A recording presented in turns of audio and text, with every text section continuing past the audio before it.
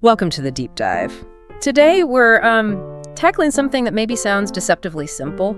It's about the quiet power you can find in, well, just an ordinary life. Yeah, we've been digging into reviews and bits from John Williams' novel Stoner. Quite remarkable, actually. It really is. And our mission here, is to unpack the surprising depth these sources find in a story about a life that honestly seems pretty unremarkable on the surface. And maybe see what that tells us about, well, navigating our own lives, the big questions, the mistakes we inevitably make. It feels very relevant. The sources even say sometimes you just got to walk your own path, despite sorrow or solitude. Yeah. Like this deep dive is sort of meant for you, the listener. Exactly. And what jumps out right away from these sources is this central paradox. Totally. They talk about Stoner's life.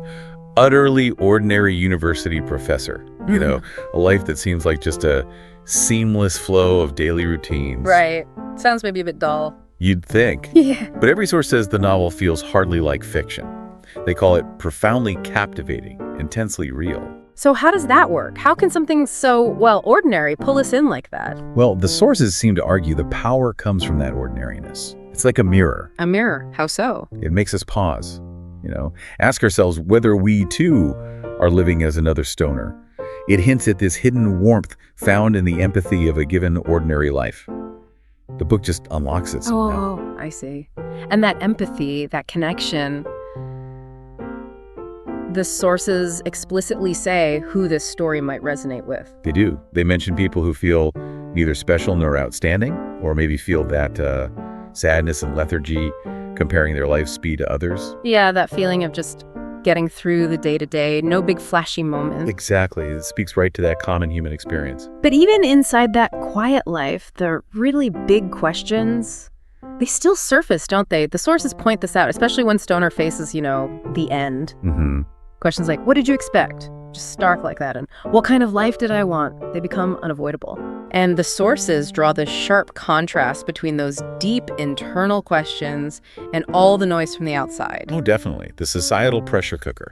You must not fail. That's a failed life. All that judgment. It's that tension, isn't it, between finding your own meaning and the world's scorecard. Precisely. And then look at the sheer stuff of his life that the sources list out. Yeah. It's quite a lot. Read it out. It's things like poverty and study, 2 friends, and the death of one, war.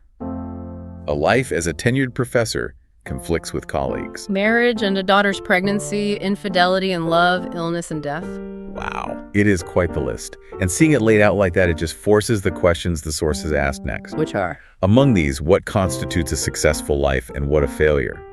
And right after that, they ask, is there anything here that doesn't occur in the reality we live? That hits home. It's saying the ordinary is the universal human story. Absolutely. And woven through that universal story, mistakes. The sources really lean into this. Right. They use Stoner's affair as a key example. It brought this desperate intensity to his life. Yeah, but even as it was happening, he knew. He knew it was a mistake. The sources say he still followed his heart, though, looking for solace he couldn't find anywhere else. So it wasn't simple. Not at all. And the sources then zoom out from that specific mistake.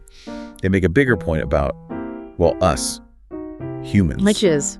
The humans are beings who make mistakes, even knowing they're mistakes. Right. Plain and simple.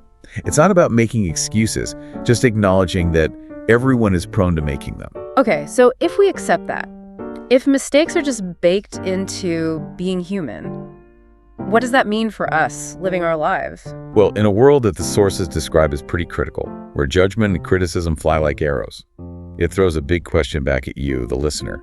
And us too, really. Which is? How accepting are we of our own mistakes and those of others? Yeah. That's the crux of it, isn't it? Yeah.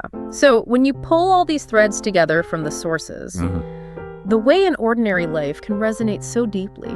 And how it forces us to face those big questions about success, failure, death. And then this fundamental thing about making mistakes. You see how this quiet novel actually gets right to the heart of what it means to just be human. Exactly. It all connects. And that leaves us and you with that final sort of provocative question the sources pose. Something to really chew on. Okay, what's that? If mistakes really are inevitable, maybe sometimes feeling like you had no choice but to live that way, even though you shouldn't have, if that's true, then the big question is, how should we continue to live this life, knowing errors are just part of the deal?